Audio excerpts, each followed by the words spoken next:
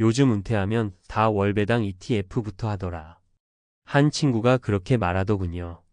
퇴직하고 남은 1억, 일단 월배당 ETF에 넣고 46% 수익을 노리겠다고요. 그 말에 고개는 끄덕였지만 속으로는 이렇게 생각했습니다. 나는 그렇게 안 한다.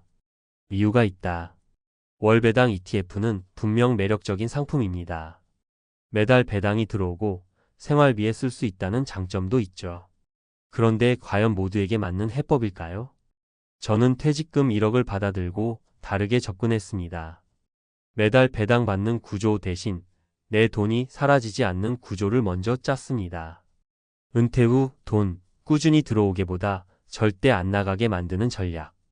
은퇴 이후 가장 무서운 건 돈이 점점 줄어드는 불안입니다. ETF는 시장 상황에 따라 배당이 줄거나 원금 손실이 날 수 있습니다. 특히 목돈이 1억 정도밖에 없다면 리스크는 훨씬 민감하게 다가오죠. 그래서 저는 이 기준을 세웠습니다. 원금이 최대한 지켜지는 구조. 수익보다 현금 흐름을 중요시 내가 통제 가능한 자산의 투자. 그리고 그렇게 해서 저는 월배당 ETF 대신 선택한 3가지로 은퇴 자금을 운용하게 됐습니다. 사례를 통해 하나씩 설명드릴게요. 사례 1. 1억으로 월세 받는 사람이 됐습니다. 퇴직하고 61세가 된 김성수 씨는 자녀 교육비와 생활비로 이미 절반 이상 자산을 써버린 상태였습니다. 남은 건 1억 원. 처음엔 은행에 넣어둘까 고민하다가 지인의 조언으로 오피스텔 전세 보증금 8천만 원짜리 물건을 하나 구입했습니다. 서울은 무리였고 수도권 외곽의 신축 소형 오피스텔이었습니다. 본인이 전세를 끼고 사서 월세로 돌렸고 보증금 8천 월세에 35만 원 전세 끼고 실투자금 1,500만 원 수준. 이후 2번째 물건은 아예 전세 보증금 그대로 있는 상태에서 매입해서 월세 40만 원을 확보했고 현재는 총 매달 70만 원의 고정 현금 흐름을 만들었습니다. 월배당 ETF보다 낫다고 말하는 이유는 이겁니다. 시장이 떨어지든 말든 세입자만 잘 구하면 월세는 꾸준히 들어온다는 것이죠. ETF가 아니라 부동산을 통한 현금 흐름 자산화였습니다. 사례 2. 월배당 말고 리츠아리 ITS와 우량 배당주로 쪼개서 최영자 65세 씨는 퇴직 후 남편과 단둘이 살며 연 4% 수익을 목표로 투자 계획을 짰습니다. 하지만 월배당 ETF는 총 자산 1억을 몰빵해야 한다는 점에서 불안했습니다. 그래서 그녀는 이렇게 쪼갰습니다. 5천만 원 시가총액, 큰 우량, 배당주, 통신에너지, 은행주 등 2천만 원 안정적인 리츠아리 ITS 상품 이랜드리츠, NH프라임 리츠 등 1천만 원 단기 국채형 ETF, 2천만 원 CMA 계좌와 정기예금 비상금 용도. 이렇게 쪼개자 ETF처럼 월배당이 매달 나오지는 않지만 분기마다 배당이 들어오고 자산의 등락폭이 줄었습니다. 매달 돈이 꼭 들어와야 되는 건 아니다. 그보다 중요한 건 내 돈이 버티는 것이라는 마인드가 생겼다고 해요. 그녀는 지금도 월배당 ETF만큼의 편안함은 없지만 불안함도 없다고 말합니다. 사례 3. 작은 가게 하나, 삶의 질도 바꿔줬습니다. 박준호 62세 씨는 퇴직 후 1억을 가지고 투자를 고민하던 중 창업을 택했습니다.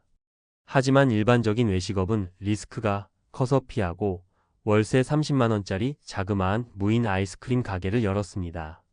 초기 시설비 포함 4천만 원 투자, 월 순수익 약 70만 원. 물론 직접 출근하는 일은 없지만 재고 관리, 청소 등은 주 12회 직접 합니다. ETF는 내 돈이 일하지만 가게는 내 아이디어와 손이 일하죠. 리스크가 더 크지만 성취감도 더 크다고 말합니다. 남은 6천만 원은 비상금과 일부 CMA로 나눠두었고 가게 수익만으로 부부 생활비 대부분을 해결 중입니다. 작지만 자영업이 은퇴의 돌파구가 될 수 있다는 사례입니다. 전문가 시선에서 본 대안적 접근법. ETF만이 정답은 아닙니다. 특히 퇴직금 1억이라는 금액은 적절한 리스크 분산과 현금 흐름 최적화 전략이 필수입니다. 그렇다면 어떻게 해야 할까? 단기 안정성과 중기 수익성을 나눠서 설계하자. 전부 ETF, 전부 부동산이 아닌 포트폴리오화된 자산 배치 필요. 소득 창출 자산을 우선 확보하자. 월세, 배당 혹은 작은 부업이라도 현금이 드는 구조가 핵심. 비상금 확보는 필수. 1억 중 최소 2천만 원은 유동성 확보로 남겨두는 것이 바람직. 매지며 당신에게 맞는 방식은 따로 있습니다. 남들이 다 한다고 해서 나도 따라 해야 하는 건 아닙니다. 은퇴 후 삶에서 중요한 건 수익률이 아니라 심리적 안정과 지속 가능성입니다. ETF든 월세든 창업이든 내가 감당 가능한 리스크 안에서 매달 버틸 수 있는 구조를 만드는 것이야말로 은퇴 후 진짜 자유로 가는 첫걸음이 아닐까요? 월배당 ETF요? 전 안 합니다. 이걸로 은퇴 끝냈습니다. 은퇴 자금 1억 원, 안전하고 지속 가능한 운용 전략. 서론 월배당 ETF의 인기와 그 한계. 최근 은퇴자들 사이에서 월배당 ETF가 대중적인 선택지로 떠오르고 있습니다. 특히 퇴직금으로 1억 원 내외의 자산을 운용해야 하는 상황에서는 월 단위 배당 수익이 마치 연금처럼 여겨져 현금 흐름 확보 수단으로 주목받고 있죠. 하지만 금융 전문가의 입장에서는 월배당 ETF만으로 은퇴 자산을 운용하는 것에는 분명한 리스크가 존재합니다. 주요 한계점. 시장 리스크. ETF는 주식시장에 연동되므로 배당 수익뿐 아니라 원금 손실 위험도 존재합니다. 수익률 불확실성. 월별 배당은 안정적이지만 장기적 총 수익률은 낮거나 변동성에 취약할 수 있습니다. 심리적 불안. 시장 하락 시 배당 감소 또는 자산 가치 하락으로 인해 심리적 불안감이 증대될 수 있습니다. 핵심 전략 1억 원 자산 이렇게 쪼개서 운용하라. 퇴직금 1억 원을 하나의 금융 상품에 집중 투자하기보다는 복수의 자산군으로 분산하여 구조적으로 안정된 현금 흐름을 만드는 전략이 더욱 바람직합니다. 전략적 자산 배분 모델 예시. 구분 금액 배분 주요 목적 예시 상품 또는 방법. 고정 수익 자산 약 40% 안정적 현금 흐름 확보 리츠 REITs 우량 배당주. 유동성 자산 약 20% 긴급 자금 및 단기 운용 CMA 예적금. 실물 자산 약 30% 물가. 상승 대응 임대 수익 소형 부동산, 전세 끼고 매입. 창업소 규모 사업 약 10% 능동적 수익 창출 시도 무임 매장, 소형 부업 등. 실제 사례 분석. 사례 1 소형 오피스텔 전세 끼고 투자. 전세 보증금 8천만 원 실투자 1,500만 원. 월세 35만 원 확보. 1년 420만 원 수익 약 28% 연수익률 세전 기준. 위험 공실 리스크. 관리 이슈 장점 원금 보존력 높고 현금 흐름 안정적. 사례 2 배당주 리츠 분산 전략. 우량 배당주 통신, 은행, 에너지, 상장 리츠 조합. 평균 연 45% 배당 수익, 원금 방어력. 리스크 배당 감소, 주가 변동 장점 월 배당 ETF보다 낮은 변동성. 사례 3 무인가게 창업. 초기 투자비 약 4천만 원. 월 순익 약 70만 원 연 수익 약 840만 원 21% 수익률 수준. 리스크 지역 상권 의존도, 관리 부담, 장점, 소득 창출 자기 통제 가능. 결론 및 재현. 은퇴 후 자산 운용의 핵심은 현금 흐름, 원금 방어 심리적 안정성입니다. 월 배당 ETF는 그중 현금 흐름 확보 측면에서는 유효하지만 원금 방어나 장기적 심리적 안정 측면에서는 한계가 있습니다. 특히 전체 자산이 크지 않은 1억 원 수준에서는 포트폴리오 전략을 통한 다각화가 필수적입니다. 전문가가 추천하는 은퇴 후 자산 운용 5원칙. 월급 대신 현금 흐름 자산을 확보하라. 월세, 배당, 소액 창업 등으로 최소 생활비 커버 구조 마련. 원금 보존형 자산을 반드시 포함하라. 전체 자산의 최소 4,050%는 원금 보존 중심 운용. 유동성을 확보하라. 예적금 또는 CMA로 비상시 유동성 대응 준비. 시장과 무관한 소득원을 고려하라. 고정 월세, 사업소득 등 주식과 독립된 소득원 필요. 리스크 분산을 통한 심리적 안정성 확보. 자산의 분산 투자로 불안감을 줄여야 장기 지속 가능. 마지막 조언. ETF도 좋고 배당주도 좋고 부동산도 괜찮습니다. 중요한 건 하나에 몰빵하지 않고 리스크와 수익의 균형을 유지하며 자신에게 맞는 포트폴리오를 구성하는 것입니다. 퇴직금 1억, 이 돈은 당신의 자유를 위한 마지막 기회 자금일 수 있습니다. 무작정 따라하는 게 아니라 계획된 분산 전략으로 평생 현금 흐름을 설계하는 것이 진짜 은퇴 준비입니다. 애가 없으면 돈 걱정도 없겠네. 자식 안 키우면 노후 자금은 당연히 넉넉하겠지. 많은 사람이 이렇게 생각합니다. 실제로도 그런 기대를 갖고 일부러 딩크 더블 인컴, 노, 키즈족을 선택하는 부부들도 많습니다. 맞벌이에 자녀가 없으니 아이 양육비, 학원비, 대학 등록금 걱정 없이 둘이 번 돈을 오롯이 둘만을 위해 쓸 수 있다는 점에서죠. 하지만 현실은 그리 단순하지 않습니다. 막상 50대가 되고 은퇴가 눈앞에 다가오면 딩크족 부부도 똑같이요, 어쩌면 더 심하게 노후에 대한 불안을 토로합니다. 우리는 자녀가 없으니 노후는 여유로울 거야 라고 믿었던 과거의 자신이 원망스러울 정도로 자산은 생각만큼 불어나 있지 않거든요. 도대체 무슨 일이 있었던 걸까요? 왜 돈 모으기 쉬울 것 같은 딩크족 부부들이 정작 노후 준비는 허술하게 되어 있는 걸까요? 이율 소비의 기준이 자기 만족이 되면서 지출이 늘어난다. 첫 번째 이유는 소비의 마지노선이 없어진다는 것입니다. 자녀가 없는 부부는 의외로 소비 통제가 어렵습니다.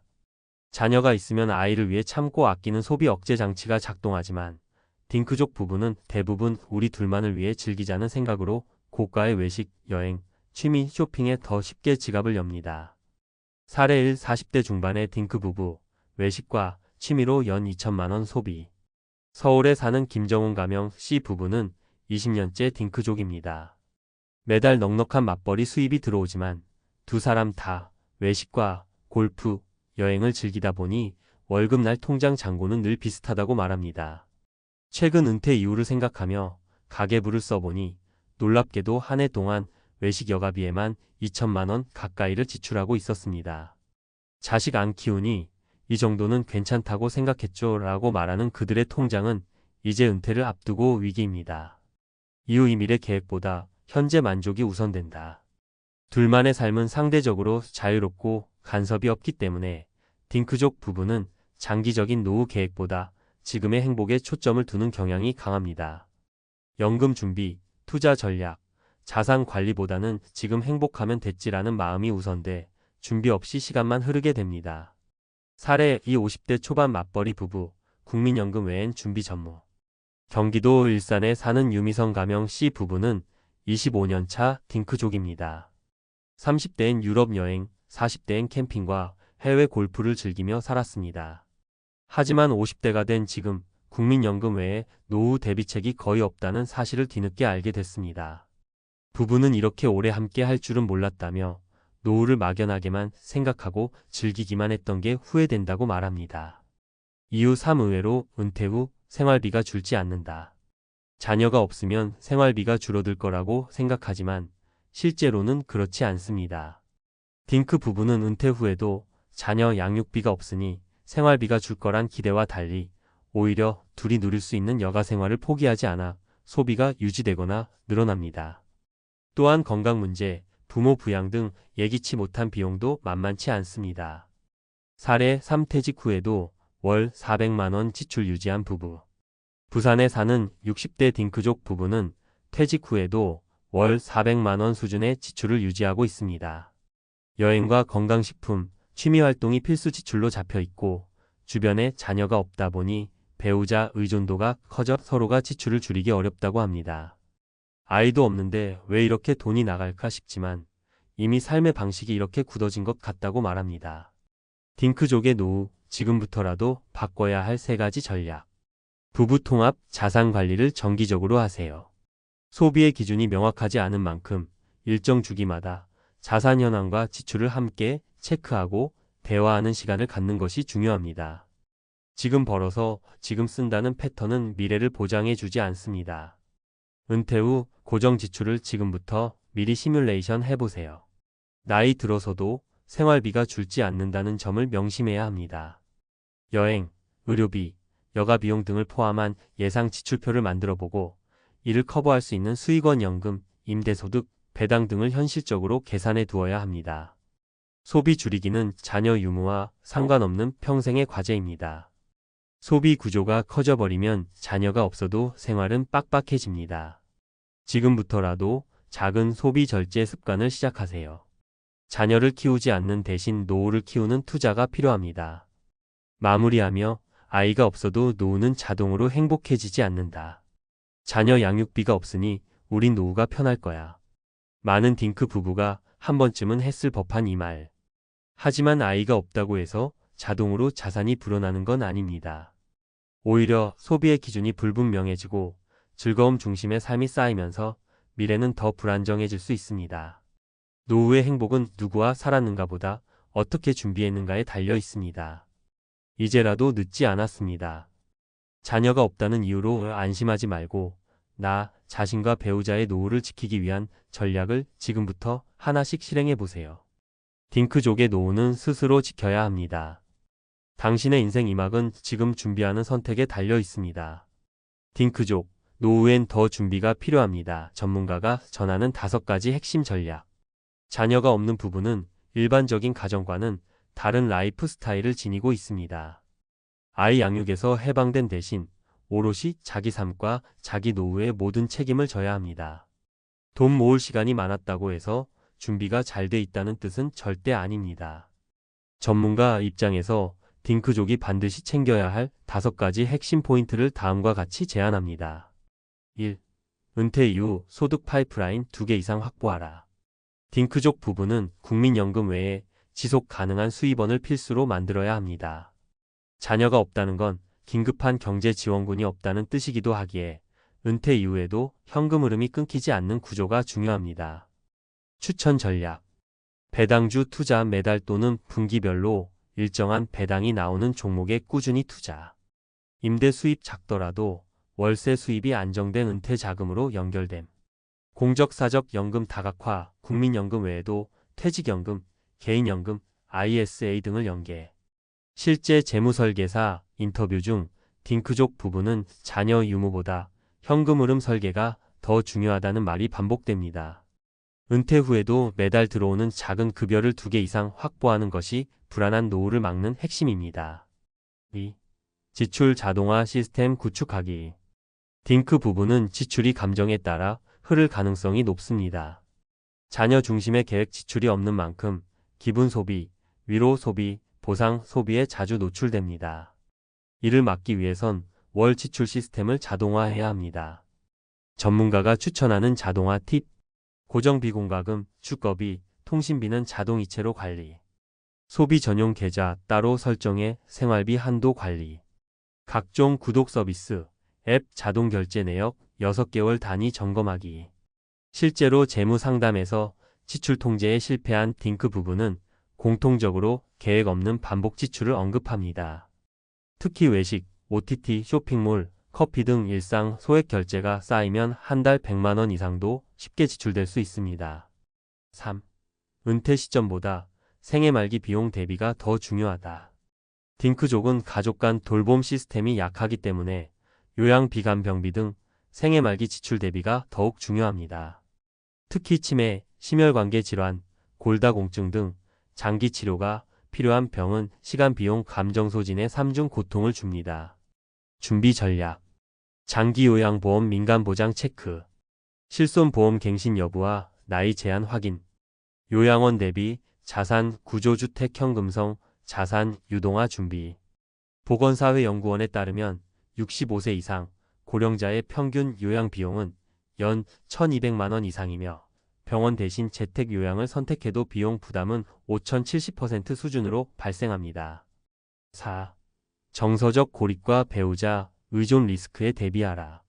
딩크족은 사회적 연결망이 약해질 위험이 더 큽니다. 자녀가 없는 대신 배우자 의존도가 커지며 배우자 상실 시 극심한 정서적 공허와 우울증 위험에 빠질 수 있습니다.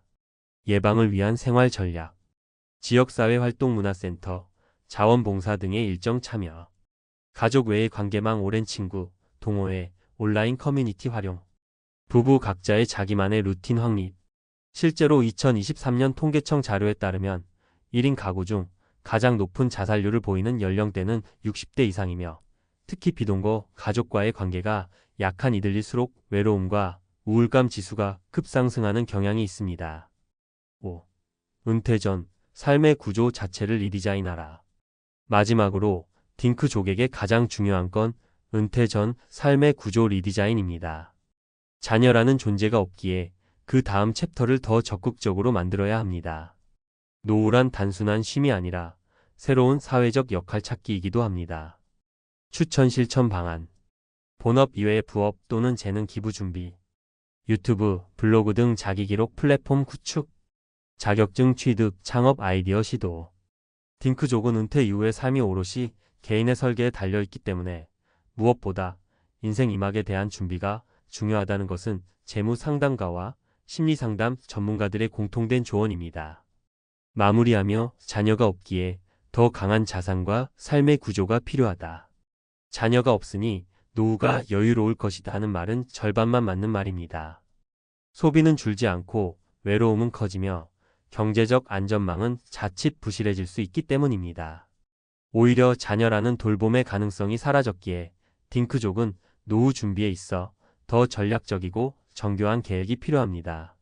매달 들어오는 소득 구조, 자동화된 소비 습관, 요양비와 의료비 대비, 심리적 독립성과 사회 연결망, 의미 있는 인생 이막의 설계. 이 5가지가 딩크족 노후의 성패를 가르는 핵심입니다.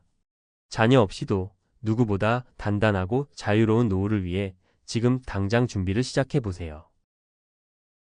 은퇴하면 한국에 돌아가 조용히 살 거야. 아버지는 35년 가까이 동남아의 한 공장에서 일하며 가족을 부양하셨습니다. 늘 고생하셨던 만큼 은퇴 후에는 고향에서 편히 쉬시길 바랐죠. 그래서 퇴직 후 비행기표를 끊고 낡은 집을 수리하고 마당엔 텃밭까지 일구셨어요. 그런데 1년이 채 지나기도 전에 아버지는 다시 짐을 싸셨습니다. 한국에선 마음이 더 외롭다. 그 한마디에 가족 모두 말문이 막혔죠. 왜였을까요?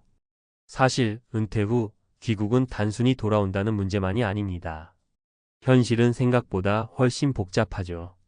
고향이라는 단어에는 향수와 따뜻함이 담겨 있지만 은퇴 후 한국 생활은 누군가에겐 또 다른 낯선 세계이기도 합니다.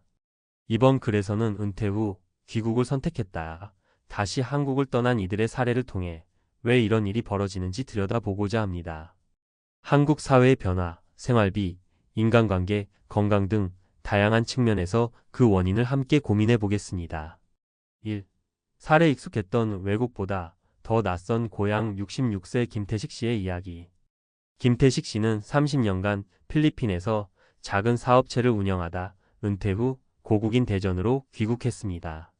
처음엔 친척들과 연락하며 반가워했지만 금세 고립감을 느끼기 시작했죠. 나는 한국 사람이지만 한국이 더 낯설었어요. 이웃과는 벽이 있었고 친구들은 이미 멀리 떠났거나 각자의 삶에 바빴어요. 게다가 생활비도 부담이었습니다. 필리핀에서는 한 달에 100만 원이면 풍족하게 살았지만 한국에선 도시가스, 건강보험료, 식비, 각종 관리비 등으로 월 250만 원이 훌쩍 나갔습니다. 결국 그는 다시 필리핀으로 돌아갔습니다. 조용한 삶을 원했는데 그게 한국이 아니었다며. 포인트 해외 은퇴 생활에서 귀국하는 경우 낯선 문화 환경과 경제적 압박이 복합적으로 작용합니다. 정서적 거리는 예상보다 더 클 수 있습니다.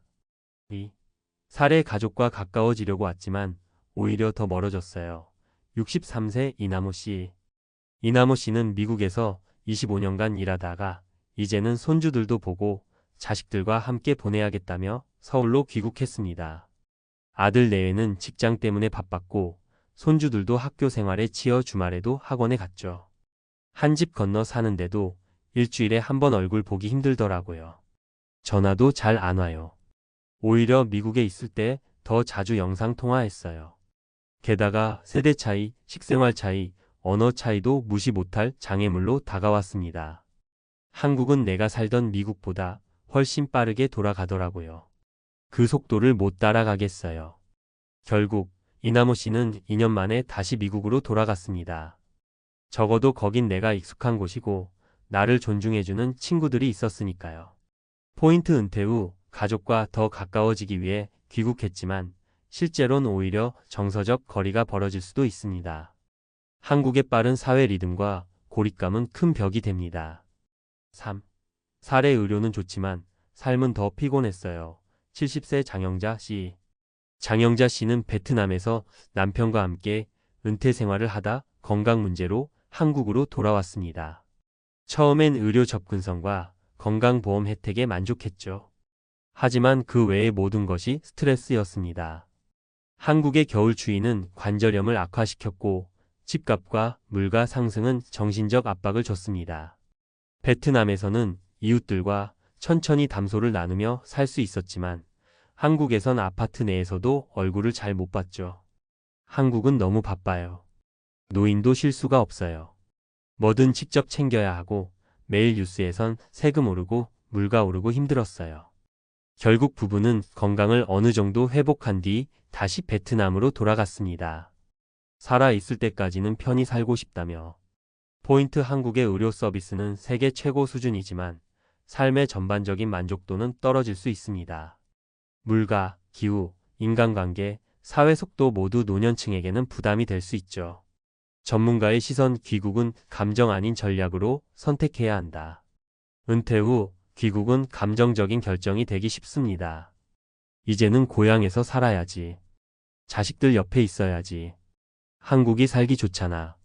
하지만 현실은 그렇게 단순하지 않습니다. 기대와 현실의 괴리, 정서적 고립감, 높은 생활비, 건보료 및 각종 세금, 사회와의 단절이 기다리고 있을 수 있죠. 따라서 은퇴 후 귀국을 고려할 땐 반드시 다음의 세 가지를 체크해야 합니다. 한국에서의 실제 생활비, 시뮬레이션, 월세, 보험료, 식비, 교통비 등을 철저히 계산해야 합니다.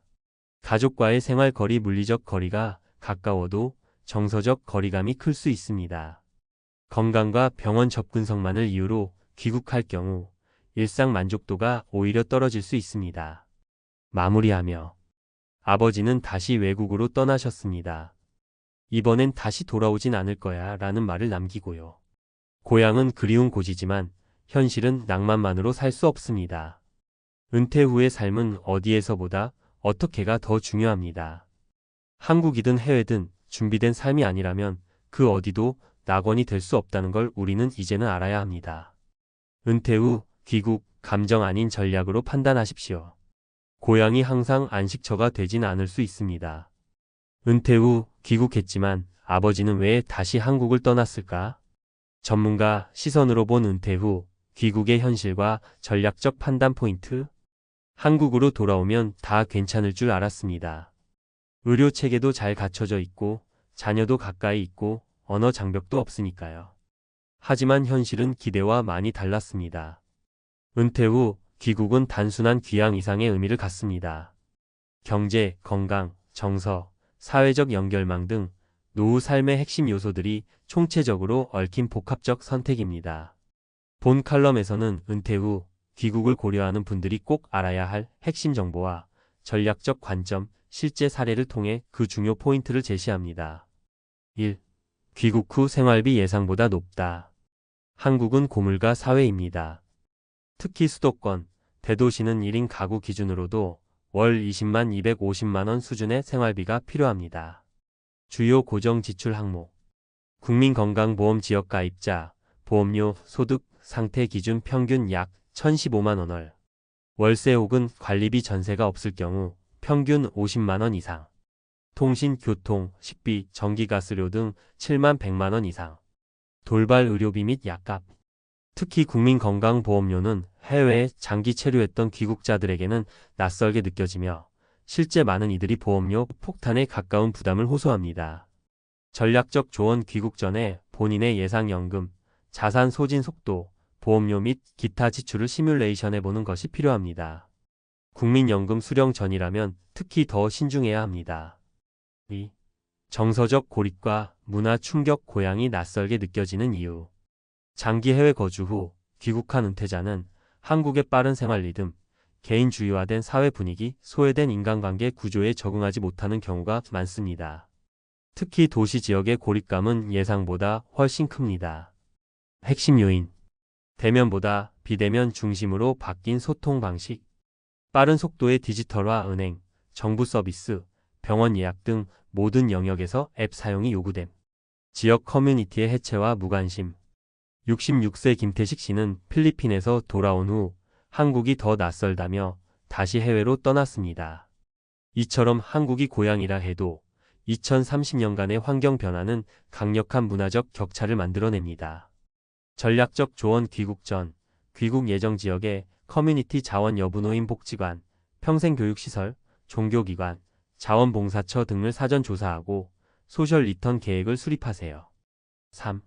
가족과의 거리, 물리적보다 정서적 거리를 고려하라. 은퇴 후 귀국을 선택하는 이유 중 하나가 자녀와의 재회입니다. 하지만 많은 은퇴자들이 한국 와서 더 외로워졌다고 말합니다. 현실 문제. 자녀 세대는 대부분 맞벌이 혹은 자녀 양육으로 일상 여유 없음. 손주들과의 세대 차이, 기대와 다른 가족 내 역할 갈등. 실질적 대화 단절 및 정서적 거리감. 이나모 C63는 미국에서 돌아와 자녀 옆에 살았지만 미국에 있을 때가 더 가까운 느낌이었다며 2년 만에 다시 미국으로 돌아갔습니다. 전략적 조언 자녀와의 거리는 환상이 될 수 있습니다. 사전 가족 회의를 통해 현실적 기대치를 조율하고 심리적 독립성을 전제로 한 귀국 결정이 필요합니다. 4. 한국의 의료 접근성 vs 삶의 전반 만족도. 한국의 의료 인프라는 분명히 강점입니다.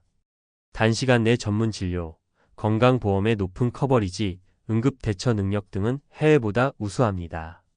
하지만 건강만으로 귀국을 결정하면 전반적인 삶의 만족도는 하락할 수 있습니다. 체감 사례. 노년층에게 불리한 한국의 기후, 조건, 겨울 추위, 미세먼지 등. 건강 외의 삶관계, 여가, 자율성 등이 위축될 가능성. 높은 생활 밀도와 도시 스트레스.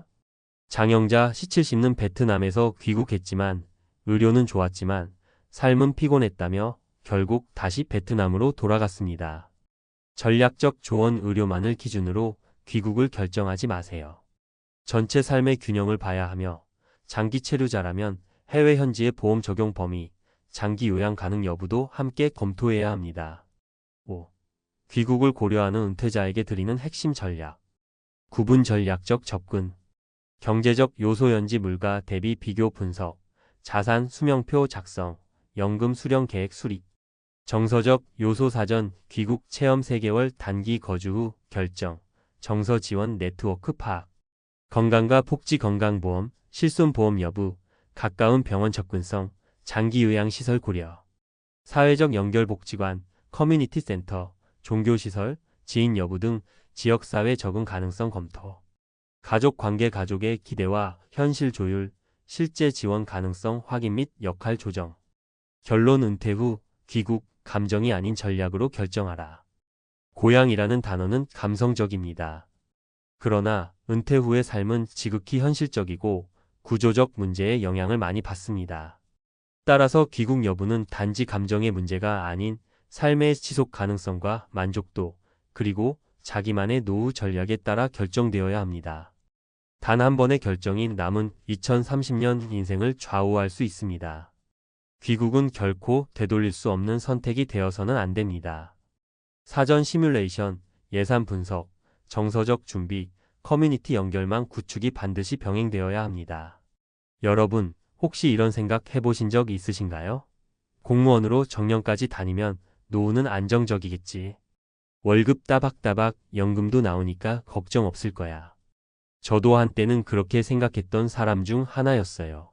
그런데 막상 55세가 돼서 은퇴를 해야 할 상황이 되니까 머릿속에선 온갖 불안과 고민이 물밀듯이 몰려오더라고요. 왜냐하면 공무원 생활을 30년 넘게 하면서 밖의 세상에 어떻게 적응할지 생각해 본 적이 거의 없었거든요. 조직에서 정해준 일과 매달 꼬박꼬박 들어오는 월급, 그리고 동료들과의 술자리나 모임들이 전부였어요. 이 삶이 너무 익숙해지니까 다른 인생은 잘 보이지도 않고 알려고 하지도 않게 되더라고요. 이제 와서 정년퇴직한 뒤 나는 뭘 하고 살지? 고민해보니 생각보다 막막했습니다. 혹시라도 비슷한 고민을 하고 계신 분들, 혹은 곧 은퇴를 앞두고 계신 분들이라면 제 이야기가 조금이나마 공감이 될지도 모르겠네요. 그래서 오늘은 은퇴 준비와 은퇴 후 삶을 어떻게 바라봐야 하는지, 그리고 그 과정에서 겪었던 함정들은 무엇인지 구체적인 사례 3가지와 함께 말씀드려볼까 합니다. 1. 안주했던 내가 만난 첫 번째 함정. 첫 번째 사례부터 이야기를 시작해 볼게요. 제 친구 중에 홍 팀장님이라는 분이 계세요. 30년 넘게 시청에서 근무하셨고 나이도 딱 55세였어요. 딱 저와 비슷하죠. 근무 환경과 안정적인 월급, 그리고 그 유명한 공무원 연금까지 모든 게 완벽한 삶처럼 보였어요. 그런데 정년퇴직을 딱 1년 앞두고 예상치 못한 변화가 생긴 겁니다.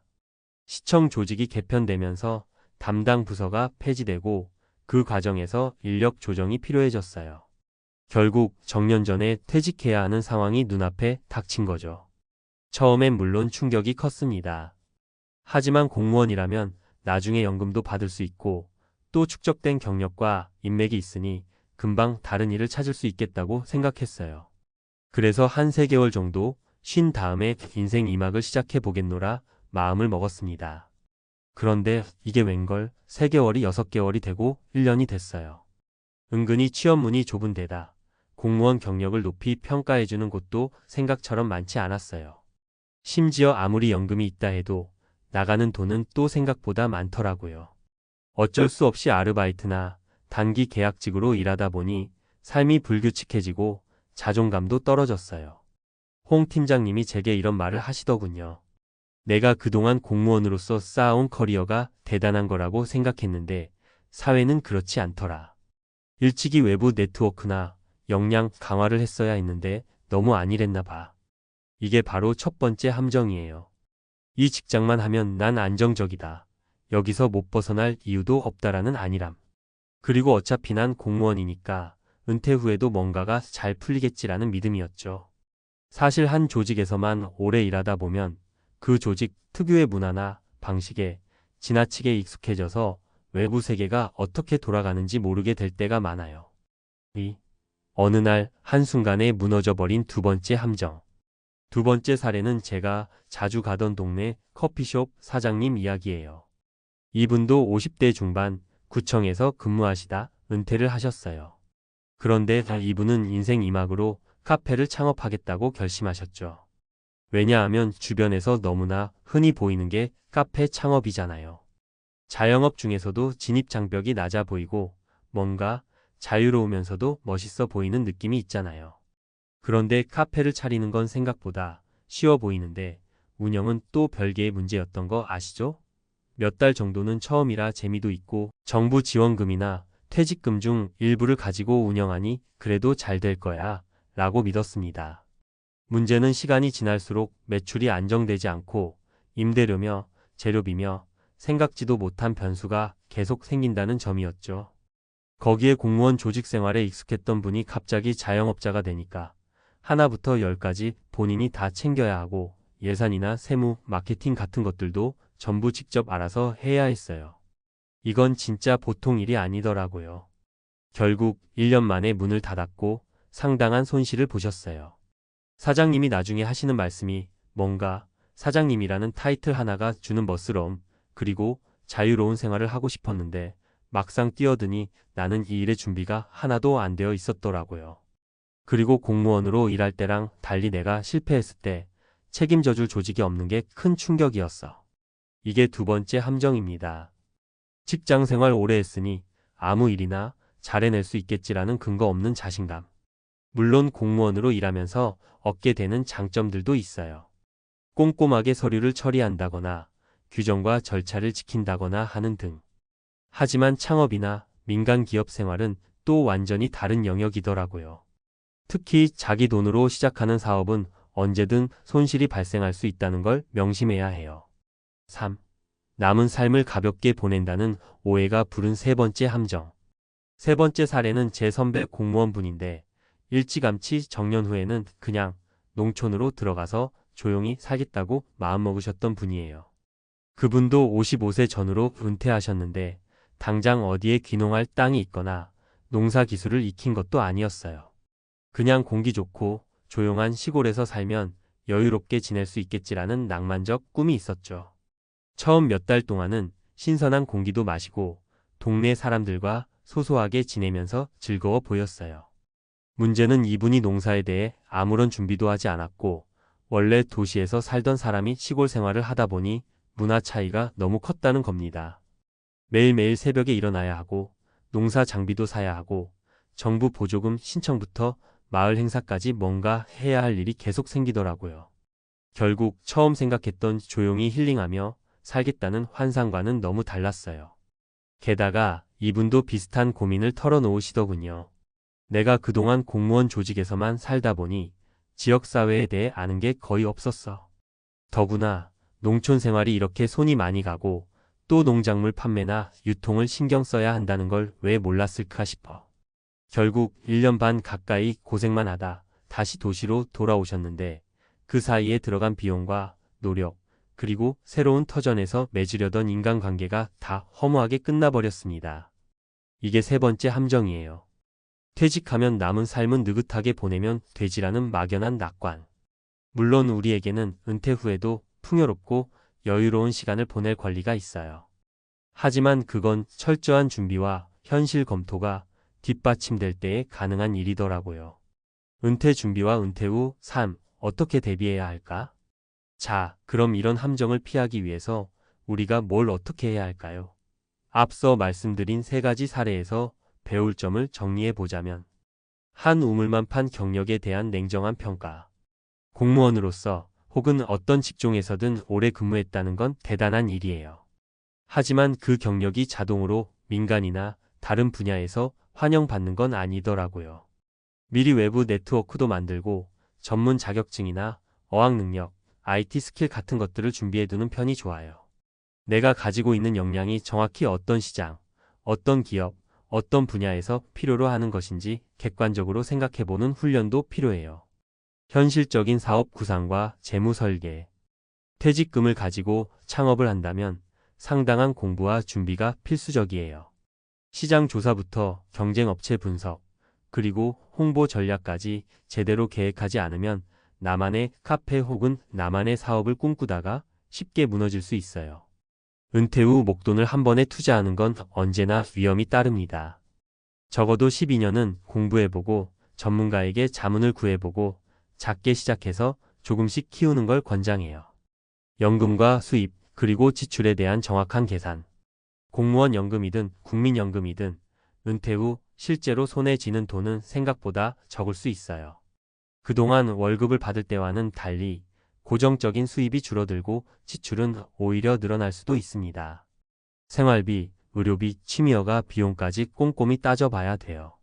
내가 매달 얼마를 써야 하는지, 연금과 다른 수입원을 합쳤을 때 어느 정도 여유가 있는지를 최대한 구체적으로 숫자로 파악해보는 습관이 중요해요. 마음의 준비와 정체성 회복. 은퇴 후에 찾아오는 심리적 공허감이나 외로움은 예상보다 큽니다. 한 조직에서 매일매일 사람들과 부딪히며 일해왔는데 이제는 그런 체계가 없어지면 뭘 해야 할지 몰라서 방황하기도 해요. 은퇴 전에 이미 본인의 취미나 사회적 활동 혹은 봉사 등 다양한 취미 활동을 미리 시작해두는 게 좋아요. 그래야 일하는 사람이라는 정체성과 별개로 나만의 정체성을 찾기가 쉬워지거든요. 인맥과 인간관계의 확장. 공무원 조직 안에서는 쉽게 형성되는 인간관계가 있습니다. 하지만 밖으로 나오면 그 관계가 유지되기가 쉽지 않아요. 조직이라는 공통점이 사라지면 생각보다 어색해지기도 해요. 퇴직 후에 새로운 사람들을 만날 기회를 만들어 놓는 게 중요해요. 동호회나 스터디, 지역 커뮤니티 모임 등 다양한 경로를 통해 사회적 관계를 확장해 보는 걸 권장합니다.